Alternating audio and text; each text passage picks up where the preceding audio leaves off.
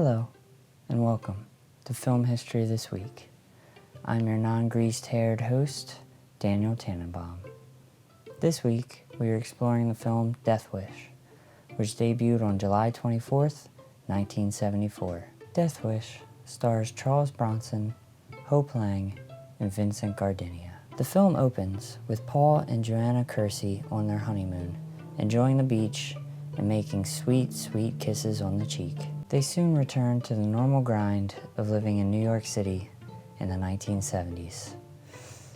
Ooh.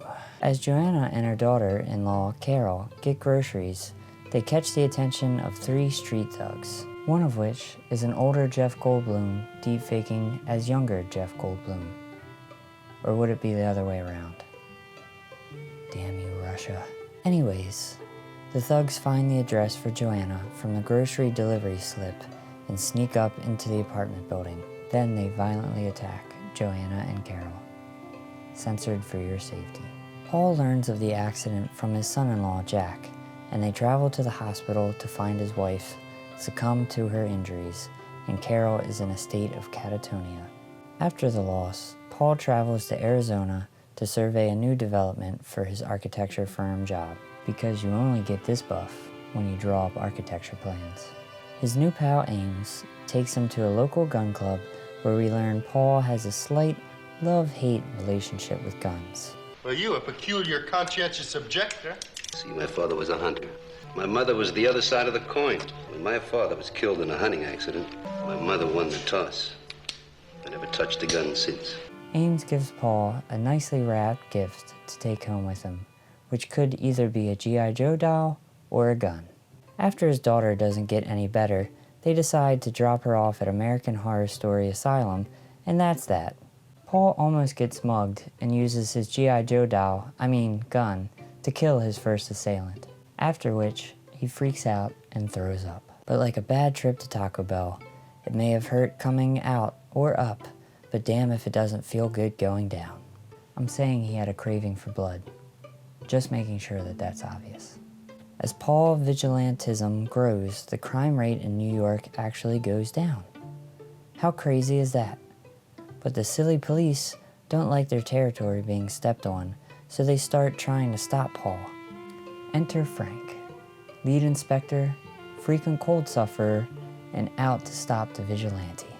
As Paul continues on, Frank starts to suspect him, but his superiors don't want the vigilante to get caught because, well, crime is down. Frank keeps investigating, and Paul keeps pushing his luck until, like a grandma at a slot machine, that luck runs out. Oh, that's kind of sad. Don't let grandma go to the casino. Paul gets shot but survives. However, after passing out, he is detained. Frank tells him to skip town, and Paul moves to Chicago, where he immediately sees more misdeeds and responds with an early peace sign that the film oddly cuts away from for some reason before he can complete it. Ah, see? Early peace sign. Death Wish explores a time in America where crime was on an alarming rise with seemingly no answers. The police seemed inept and unable to perform their jobs, so a rise in vigilante-related media became an escapist answer for the time. Other films, such as Dirty Harry, showed that we all thought we had answers to the problem. But honestly, operating outside of the law hardly ever pays off, unless you're Charles Bronson or Clint Eastwood.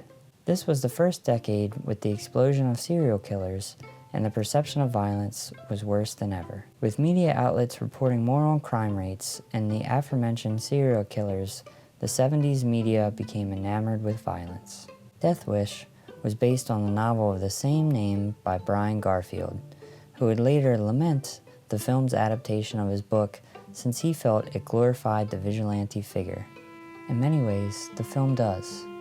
The vigilante is not put in jail and faces no repercussions for his actions other than to just leave.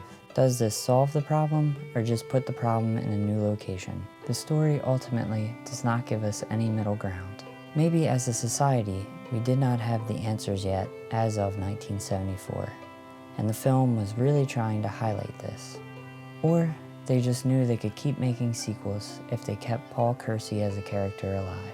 Either way, we thank you, Death Wish, for pushing violence along and giving us Charles Bronson in a Speedo. Good night, and stay vigilant.